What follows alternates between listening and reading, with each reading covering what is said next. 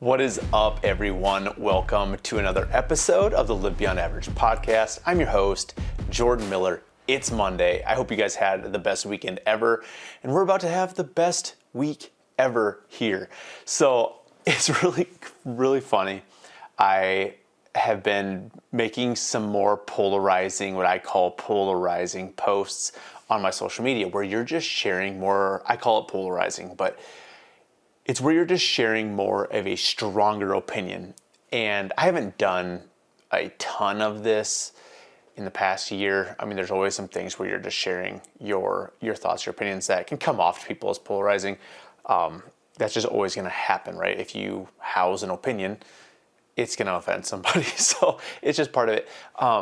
Earlier in my career, I was always sharing, stronger beliefs and things, and never thought twice about it. I really just pulled that back the last couple of years, and it actually did me a disservice, I think, in my business. My business was rolling, I think, much deeper and heavier with conversations, with leads, with things like that when I was being polarizing.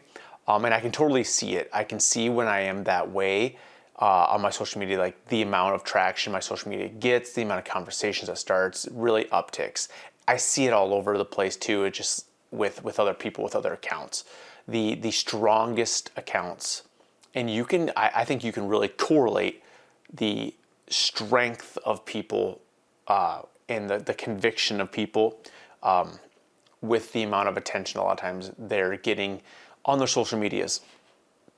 Now, that being said, I just find this interesting. Does it matter? Not one bit.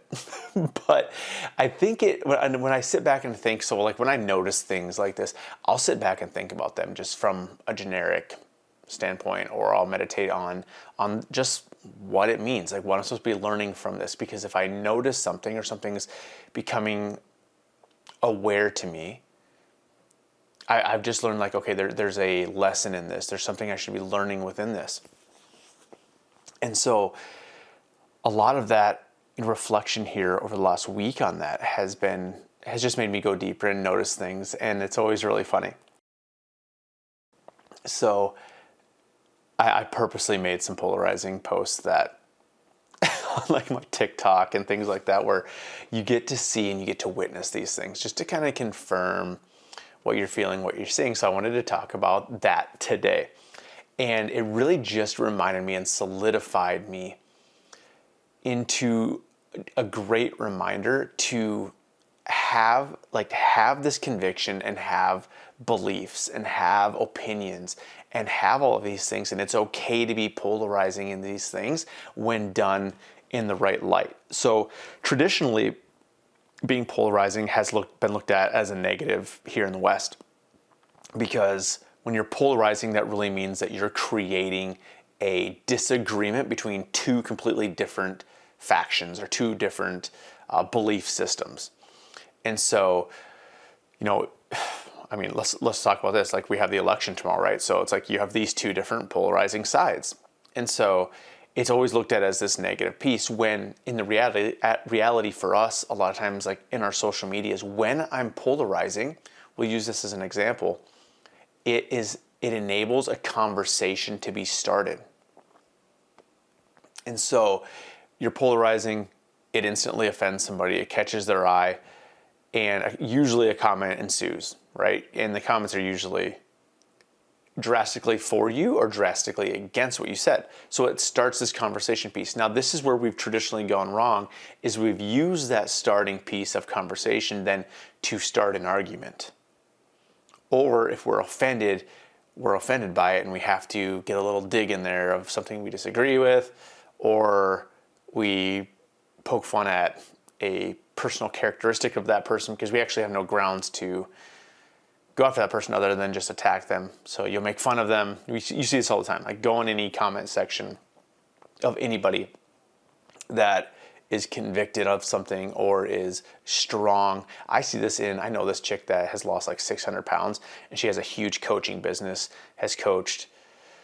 she coaches hundreds of people, has a very successful business, has lost hundreds of pounds, and isn't to her goal place yet. People will come into her comment sections and make fun of her of her current weight, not realizing she's lost like 400 or 500 pounds already, and perfectly equipped to help people do the same, and will pick fun at where she's at then because they don't have anything else. They'll pick fun at things like that. They'll pick fun at random things. They'll pick fun at a spelling error in your writing. All of these things because they have nothing else, because they're offended by something that you said. So that's part of being polarizing. So you start this conversation piece. Now, where we've traditionally gone wrong is attacking one another. And so the positive spin on polarization is that you actually get to have this piece of starting conversation, that we have this opportunity to, once the conversation started, is to be kind to each other. And you can be polarizing and not be a jerk. That's the amazing piece to all this, is polarization is just having a strong opinion. Polarization is having strong conviction. Polarization is having a belief system. Now, I've been this way as long as I can remember. I've always had strong beliefs ever since I was a young kid. Very strong and convicted in what I believe, and I'll talk about it. Now, that being said, when we have belief systems, when we have opinions, the key to this is to be open-minded, and that if you actually think about it, as you grow, as you mature, your beliefs adjust and change and grow. If they're not, that is a bad thing. You should stop and think about it and be like, oh, if I've believed the same thing forever, I've never questioned it. That's not a positive. That's not good not to ask questions. It's not good not to ask, why do I believe what I believe? If you're not doing that, growth's not ensuing, or even further conviction of what you believe isn't happening. Because sometimes when you ask that question, you're going to be shown that, yeah, this is why, and you're going to be shown a deeper revelation on why you believe that. Or you're going to be shown that, hey, maybe what you believe is an incomplete belief, that it's not all wrong, but it's not all completed yet. It's not all correct. And so a lot of these things, as you're maturing and growing, you'll be shown that we're just incomplete in our thinking. It's not necessarily you're wrong, but it's incomplete. And so we can really, by being polarizing, by having this opinion, and by being strong in it and sharing it, we have the opportunity then to start conversation. I like to think of it like this, is so many people, and even let's just, we'll use that political side of things. You go into an echo chamber and you just share with all the people that agree with you, so you can get your butt slapped and get congratulations and high fives. Yeah, we're right. And you feel really good about that. But no positive impact and change is really happening because you're just sharing the same message with people who already agree with you. And it makes no sense to me. And so by starting that conversation, maybe you are offensive to somebody else. At least you get the conversation started. And then can you really demonstrate why it is the way that you think, why it is that the opinion that you have is better than somebody else's? And can you actually do that without telling them they're wrong all the time and telling them how guilty they are all the time and ensuing all of those guilt trips and making them feel wrong? Can you actually just share and help them think deeper and maneuver through a journey of a better way of thinking or a better way of living? It's really something to think about there. That is the true benefit of being polarizing, is helping somebody, I should say it like this, by impacting them in such a way that it encourages change, that it stimulates change, that it stimulates deeper thinking. An echo chamber isn't changing the world. It's basically like taking a flashlight and shining it into the sun. And so if you truly want to have impact on the culture around you, make positive change, then you have to be polarizing in such a way that it starts the conversation, and then you can talk to somebody open-minded, hear them. Remember, when we're talking, we also have to hear back and give them a chance. and continue to have conversation. I really was thinking about this too when I was thinking about the polarizations and two differing things coming together. Because I've been on this big thing this last couple years of what union really means and becoming one in that unionship really means, like, especially with our relationship with the Lord, right? With God, and he talks so much about union. And so when we're going into this union, what that really means, and how two things can actually be one, or three things can actually be one, because they're so close to one another and so maneuvering so closely with one another and sharing in that intimacy so deeply that they might be three, but they're one, but they might be two, but they're one. And so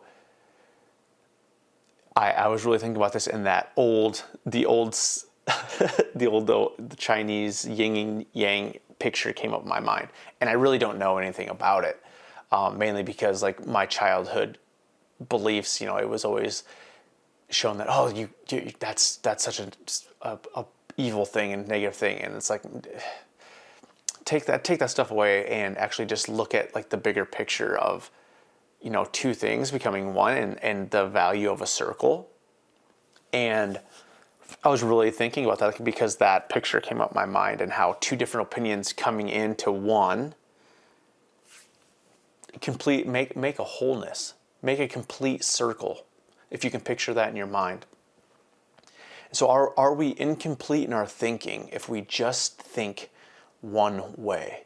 Are we half in our thinking versus hearing another way and bringing it all together and actually having a complete way of thinking come together?